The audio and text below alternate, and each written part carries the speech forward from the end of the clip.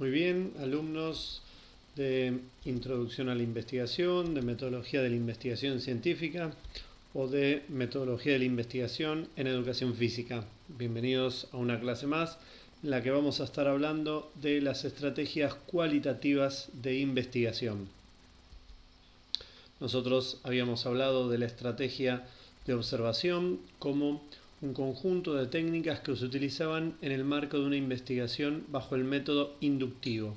Esa investigación que habíamos llamado de corte cualitativa que primaba en el estudio de las ciencias sociales. Como observación habíamos mencionado que representaba un conjunto de técnicas o de estrategias en las cuales el investigador se aproximaba al objeto de estudio con el fin de conocerlo, de comprenderlo a la luz de una ausencia de teorías que le den sentido. Es decir, que el punto de partida iban a ser los hechos, ¿sí? Que el observador iba a sistematizar en su mirada y a partir de la observación de tales hechos en el mundo empírico es que iba a construir enunciados teóricos que le den sentido. Recordamos que el método inductivo justamente produce el conocimiento haciendo el tránsito entre el mundo de los hechos y la teoría, es decir, partiendo de la observación del mundo real, se procura construir enunciados teóricos que le den sentido, que permitan comprender o interpretar esa realidad que hasta el momento es ajena.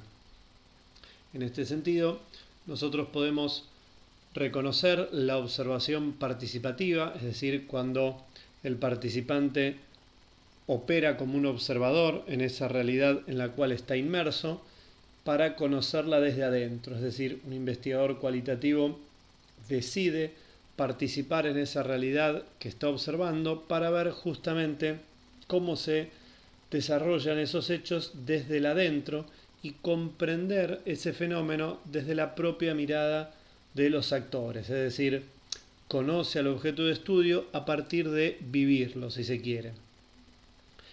En otros términos, podemos hablar de la observación no participante, que es cuando el investigador observa, entre comillas, desde afuera al objeto de estudio, como puede ser con una cámara oculta o detrás de un vidrio, o simplemente sin intervenir con su acción al funcionamiento de ese objeto. Es decir, lo mira desde afuera, logra que su participación, entre comillas, no ensucie ese fenómeno que está estudiando, pero también resigna, ¿sí?, validez interna en el sentido de verlo desde adentro. Habrá cosas que por no vivirlas no las llegue a comprender y habrá otras que por no participar no llegue a contaminarlas. Todas las estrategias cualitativas tienen, digamos, pros y contras. Otra técnica que muchas veces utilizamos es la entrevista en profundidad, la entrevista cara a cara, es decir, cuando el investigador cualitativo se encuentra con esos actores de la realidad que pretende conocer y los entrevista en un formato individual. Esas entrevistas tienen como objetivo comprender esa realidad desde, como decimos, la propia perspectiva de sus actores. Es por esto que el investigador reconoce la multiplicidad de ellos, es decir, la variedad de actores que tiene esa realidad que pretende conocer y busca entrevistar a cada uno de ellos para que a partir de cada una de las miradas que ellos les aporten, él pueda hacer una comprensión integral de ese fenómeno. En otro sentido, podemos hablar de la estrategia del análisis del discurso, que es cuando alguien, como su nombre lo indica, realiza, si se quiere, un monólogo, un discurso completamente unidireccional, en la cual el investigador cualitativo no tiene oportunidad de intervenir y de profundizar sobre algunos aspectos, sino que interpreta desde el discurso que escucha, sin poder profundizar, como dijimos, sobre algunos temas que vayan surgiendo. Es decir, nosotros comprendemos qué es lo que está pasando desde lo que el otro tiene para decir. Hacemos como una lectura entre líneas y terminamos construyendo un perfil de esa persona que en definitiva es un interlocutor de lo que estamos observando. Finalmente encontramos otra técnica de investigación cualitativa que es la entrevista grupal, aquella que llamamos grupos focales, en las cuales el investigador cualitativo ya no trabaja en un formato individual como lo hacía en la entrevista cara a cara, sino que reúne grupos de entre 6 y 12 personas que comparten una misma característica, pero que a su vez esa característica que comparten, que forma cada uno de los grupos, los distingue entre los grupos. Entonces se pueden armar grupos con mujeres y grupos con varones, grupos con jóvenes y grupos con adultos, se pueden armar grupos con estudiantes y grupos con personas que no estudien, en fin. La cuestión acá es que el investigador se va a llevar de esa entrevista grupal no los relatos individuales, sino las construcciones sociales que el grupo haga como tal. En definitiva, estará entrevistando a un grupo como colectivo, ¿sí?, de un conjunto de actores, como le decimos, de la película que pretende comprender. En este sentido, muchas investigaciones cualitativas utilizan la multiplicidad de estas técnicas, ¿sí?, triangulan tanto la observación como la entrevista, porque algunos aspectos de los objetos de estudio que se abordan bajo estrategias cualitativas serán observables y otros, entre comillas, serán entrevistables. Entonces, a cada componente de esa realidad, bueno, hay que seleccionar la técnica de observación que mejor se ajuste para que en definitiva podamos encontrar esa información que nosotros necesitamos para comprender el fenómeno que estamos estudiando.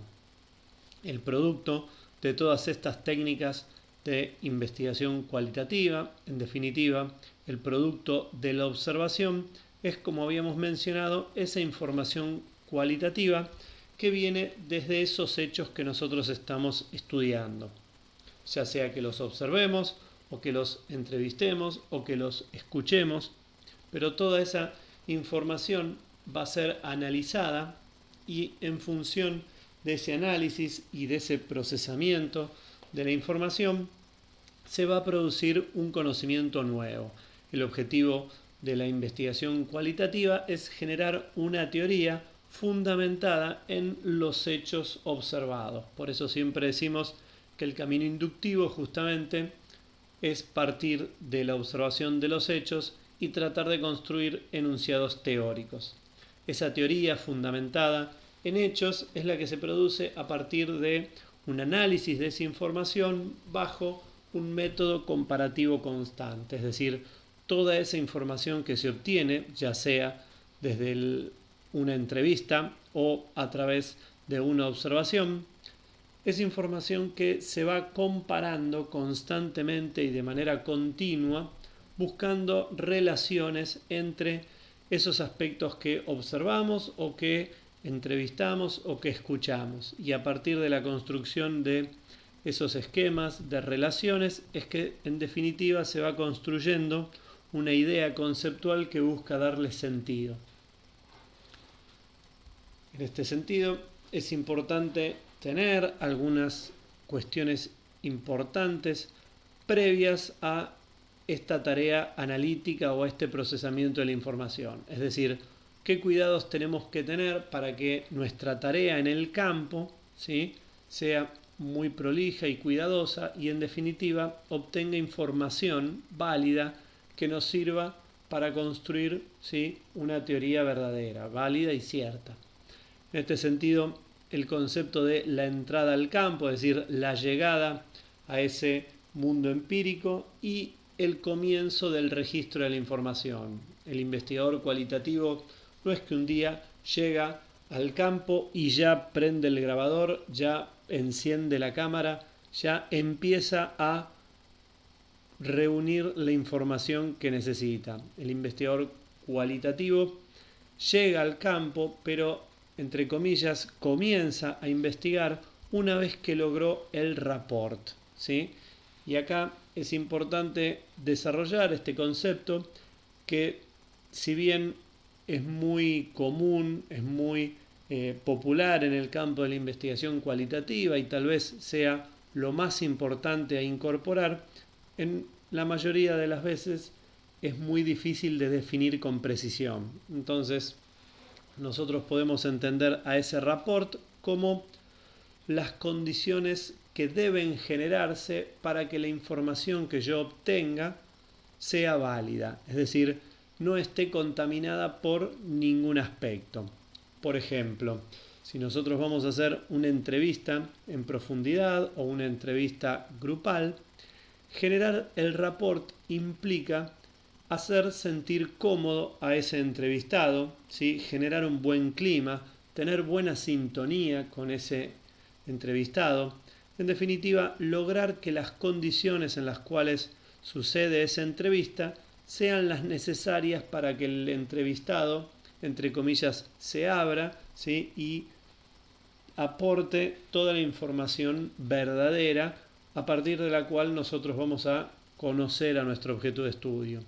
Si en una entrevista el entrevistado no se siente cómodo o el clima en el cual sucede esa entrevista no hacen que ese entrevistado, entre comillas, se abra y aporte información genuina, nosotros no vamos a llevarnos la información que necesitamos o la información que nos llevemos de esa entrevista seguramente no va a ser verdadera o estará contaminada con algún aspecto que no supo solucionar ese rapport. Por eso hablamos muchas veces de que ese rapport es generar la empatía, generar buena sintonía, como decimos, pegar onda, para que el resultado de esa entrevista en definitiva sea válido. Ahora bien, si pensamos en una observación, ¿sí? Ya sea, por ejemplo, participativa, generar el rapport tiene que ver con que la información que yo observe, ¿sí? No esté sesgada por mi presencia como investigador. Es decir, el investigador cualitativo que está haciendo una observación participante espera unos días desde su llegada al campo, o tal vez unas semanas, ¿sí? Y empieza a registrar la información cuando se da cuenta que, entre comillas, pasa desapercibido.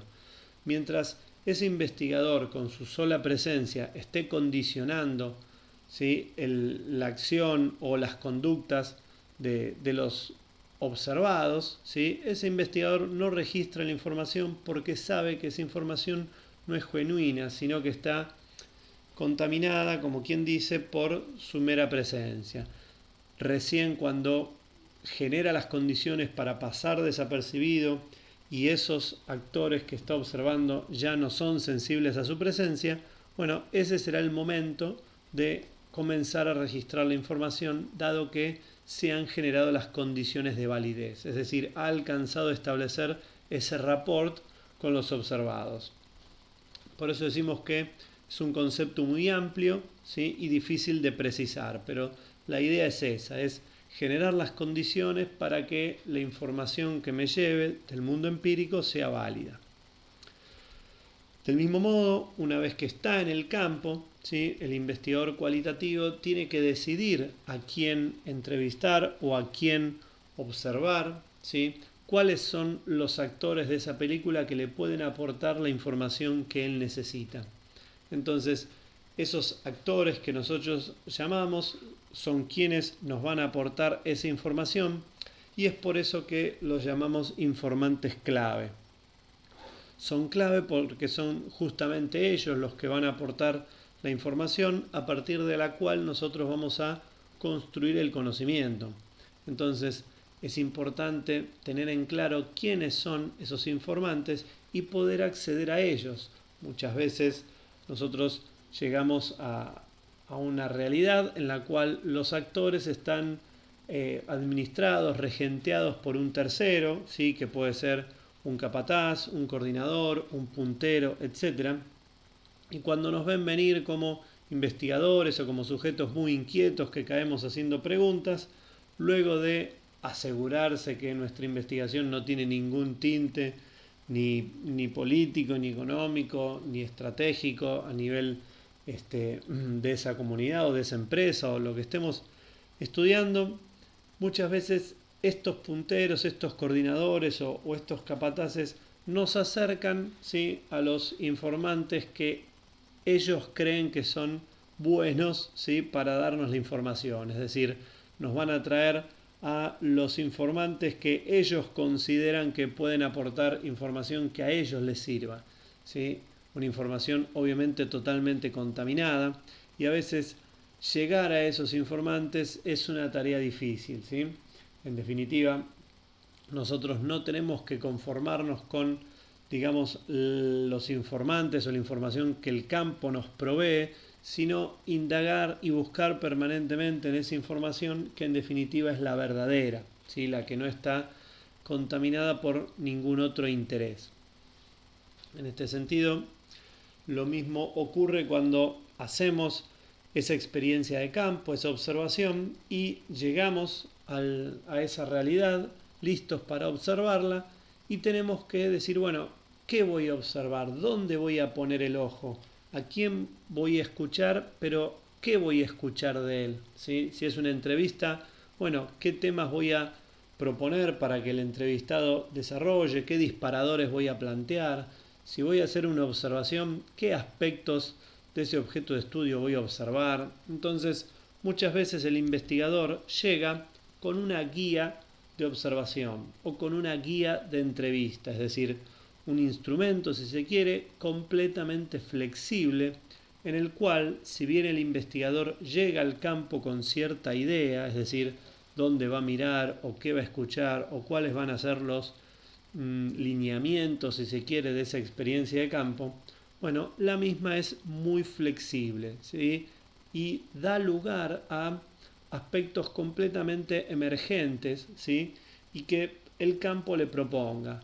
El investigador cualitativo, recordamos que llega al campo desprovisto de cualquier elemento teórico. Las investigaciones exploratorias parten de los hechos y tratan de construir teoría justamente porque la teoría no existe.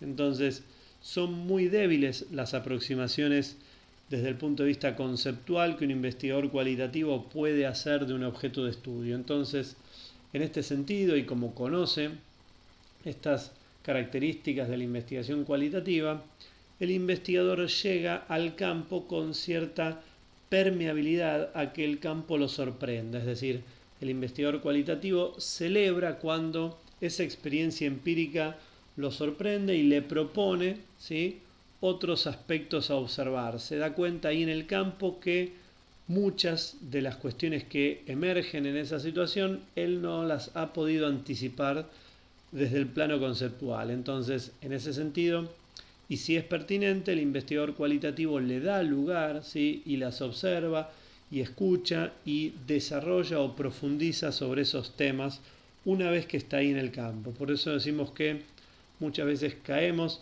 en esa realidad para observarla con una guía o con cierta aproximación, pero a su vez estamos muy susceptibles de que el campo mismo, ¿sí?, que esa realidad empírica en sí misma nos proponga otros aspectos observables de ella.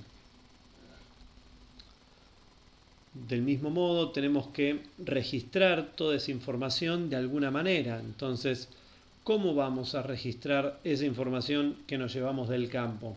Si hacemos una observación participante, ¿sí?, nosotros vamos a estar en el campo acumulando un conjunto de vivencias que en algún momento tenemos que registrar en un cuaderno de notas, en un archivo de audio, ¿sí? Tenemos que volcar esa información en algún tipo de bitácora para que quede asentada.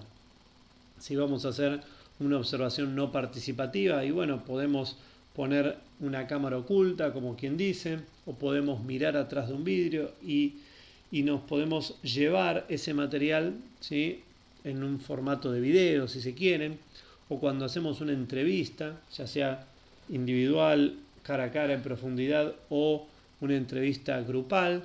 Bueno, lo que nos vamos a llevar de esa experiencia de campo es un archivo de audio, es decir, una grabación de esa entrevista que también va a estar enriquecida o complementada por las notas de campo que tome el investigador, ¿sí? Recuerden que algunos aspectos son escuchables si se quiere, pero otros son observables. Y si hacemos una entrevista e identificamos, por ejemplo, desde el lenguaje corporal o desde las expresiones, que hay un tema sensible ahí en el grupo o en ese entrevistado que lo hace tensionar, ¿sí? o que se pone medio incómodo, son todas cuestiones que el archivo de audio no registrará. Por eso es importante acompañar el mismo con una toma de notas mientras hacemos la entrevista.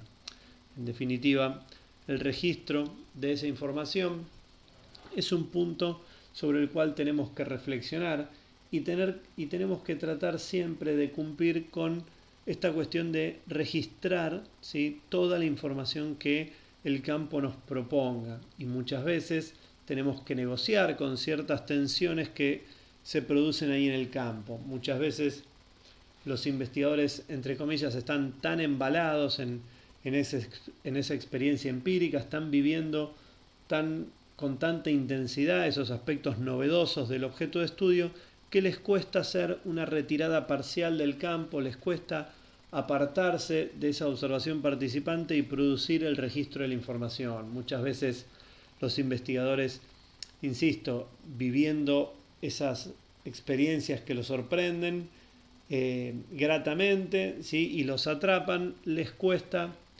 separarse, como quien dice, el grupo que está observando, tomar pequeñas notas, hacerse el distraído y escaparse al baño y grabar un pequeño archivo.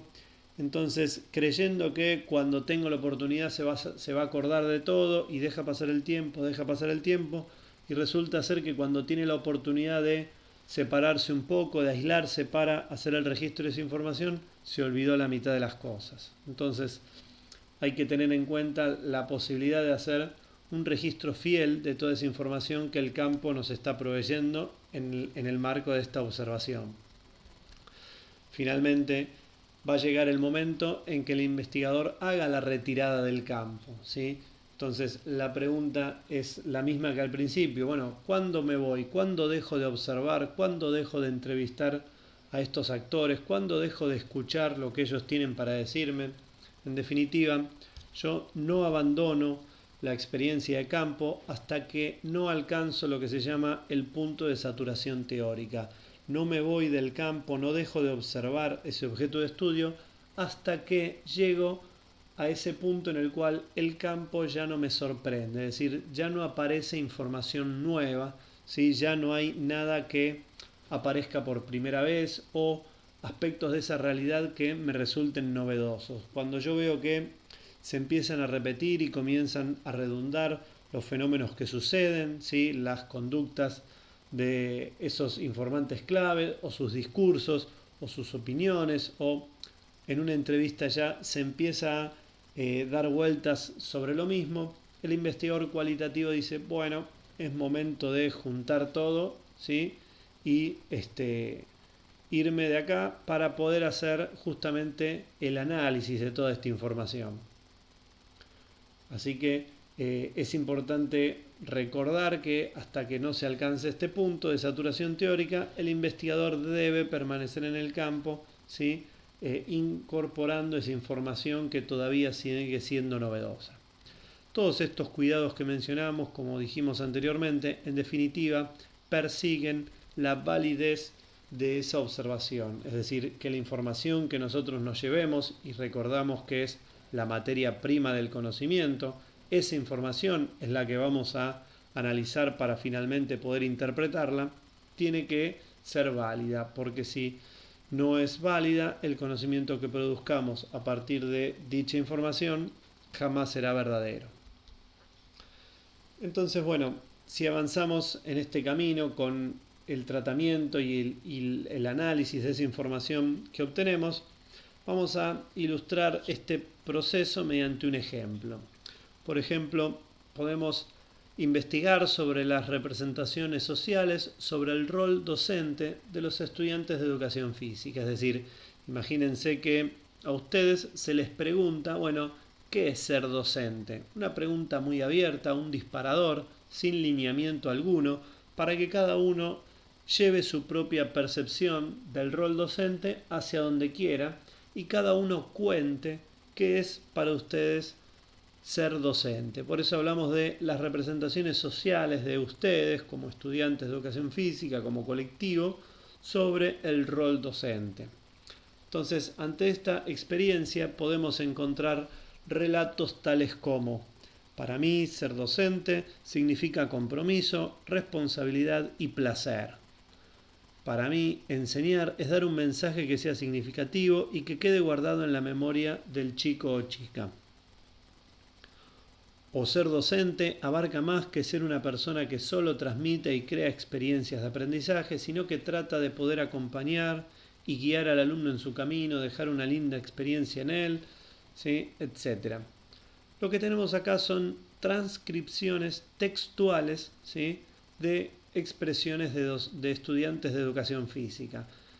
Cuando nosotros hacemos una entrevista y después desgrabamos ese archivo de audio y lo pasamos a un texto, bueno, tenemos que respetar justamente que en él aparezcan las expresiones textuales, tal cual la dijeron esos informantes claves. Lo mismo que observo, ¿sí? Esas observaciones, en definitiva, tienen que materializarse, ¿sí?, en un archivo de Word, como quien dice. Cuando habíamos empezado a hablar del trabajo de campo, habíamos distinguido entre la investigación cuantitativa, que los datos iban a ir a parar a una base de datos en formato de Excel, y habíamos dicho que la información cualitativa iba a terminar en un texto, ¿sí?, o en un archivo de Word. Muy bien, acá lo que tenemos es esa materia prima, ¿sí?, esa información que los estudiantes de educación física nos dieron, y está volcada textualmente, así tal cual como salieron sus expresiones, aquí las hemos anotado. Entonces, si nosotros empezamos a ver, ¿sí?, todas esas expresiones, vamos a ver que, si bien refieren al rol docente, hay diferentes perspectivas de ese rol, hay diferentes apreciaciones que se toman sobre ese rol, y se empieza a identificar como familias de relatos, es decir, habrá relatos que estén orientados hacia un lado y habrá relatos que estén orientados hacia otro lado. Por ejemplo, dice: para mí ser docente significa tener vocación y que te apasione enseñar. Y por otro lado, otro dice: ser docente significa muchas otras cosas, pero en todas ellas la idea de impactar o de dejar una huella es la única que se sostiene y aplica a cualquier situación. Es decir, está claro que todos están hablando de una misma cosa, pero en esas expresiones empiezan a aparecer enfoques diferentes, empiezan a aparecer, como decimos, familias, ¿sí?, de temáticas en las cuales se representa ese rol docente. Es ahí que están separadas por colores y que esos colores empiezan a ver esos diferentes enfoques. Cuando se habla, por ejemplo, de la tarea docente en sí misma, de sus valores, de su relación con el alumno, etc., estamos hablando de lo que subrayamos ahí en amarillo. ¿Ven? Por ejemplo, ser docente es acompañar a los sujetos en los procesos de enseñanza-aprendizaje a través del vínculo construido con los alumnos. Este vínculo se construye con confianza. En fin, ahí se hace un enfoque fuerte en las relaciones interpersonales, en el vínculo docente-alumno. Más abajo dice: guiar al alumno en su camino es dejar una linda experiencia en él, ¿sí? Por el mismo lado, a veces encontramos expresiones que dicen: bueno, para mí enseñar es dar un mensaje que sea significativo, que quede guardado en la memoria, es decir, se hace alusión a un legado que el docente quiere dejar como esa huella. En fin, nosotros podemos reconocer como que hay diferentes familias en esos relatos, en las cuales vamos a llamar categorías. Entonces, si vemos de agrupar bajo una misma categoría cada uno de esos relatos, vamos a identificar, en este caso y como propuesta, una categoría vinculada a la tarea docente, una categoría vinculada a la enseñanza y una categoría vinculada a los roles de esa realidad de enseñanza-aprendizaje. Pero si nos concentramos un poquito y miramos más adentro, ¿sí?, por ejemplo, en el color verde, vemos que hay algunos párrafos que están dispuestos en negrita o están resaltados en negrita, y hay otros que están en cursiva y sin negrita, es decir, que dentro de lo que sería la categoría resaltada en verde, dentro de que sería la familia de la enseñanza, distinguimos dos subcategorías, distinguimos dos dimensiones, dos familias un poquito más específicas, en las que, por ejemplo, podemos llamar la educación para la vida y el legado, ¿sí? ¿Qué quiere decir? Que vamos a encontrar discursos orientados a eso de dejar la huella, como por ejemplo, ser docente es impactar en la vida del otro, ser docente significa muchas cosas, pero impactar o dejar la huella, enseñar es dar un mensaje que sea significativo y que quede guardado en la memoria, ¿sí? Entonces ahí hablamos de esa huella, de ese impacto que buscamos que dejar en nuestros alumnos. Por otro lado vemos que dicen, ya que pasan por nuestras clases un montón de chicos que van a aprender no solo a lanzar la pelota o a realizar algún ejercicio u otro, sino que vamos a transmitirle valores, vamos a hacer el ejemplo de esos alumnos, esos valores que, ¿cuándo se van a utilizar? Bueno, en algún futuro, ¿sí? Como dicen, ya sea brindando conocimiento, como forjando valores importantes para la vida del alumno, que hasta a veces son más importantes que un contenido teórico, en fin. De esa categoría llamada la enseñanza se distinguen, ¿sí? dos propiedades, es decir, esos aspectos más específicos de la categoría los llamamos propiedades.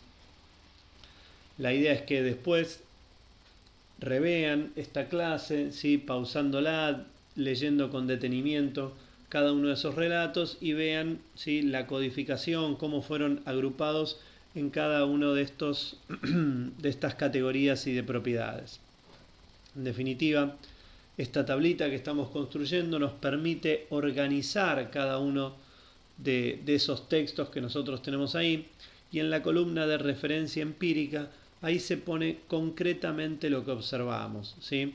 En este caso, como es la desgrabación de una entrevista, en la columna de referencia empírica irán esas frases textuales, ¿sí? Todas las frases que hacen alusión a ese legado, eso de dejar la huella, la marca, etc. Todas las frases que hagan referencia a esa impronta de educar para la vida futura, ¿sí? Más allá de las cuestiones técnicas o de los procedimientos, sino de las actitudes, etc. En definitiva, en esa columna de referencia empírica va a aparecer, ¿sí? O van a aparecer la mayoría de esos relatos, pero ordenados, agrupados según las diferentes propiedades que componen cada una de las categorías. Entonces, esta tabla nos permite organizar la información, esa que estaba toda desorganizada, si se quiere, estaba como quien dice en bruto, nos permite sistematizarla para que después podamos hacer una lectura de esta tabla, finalmente podamos interpretar lo que ahí está expresado.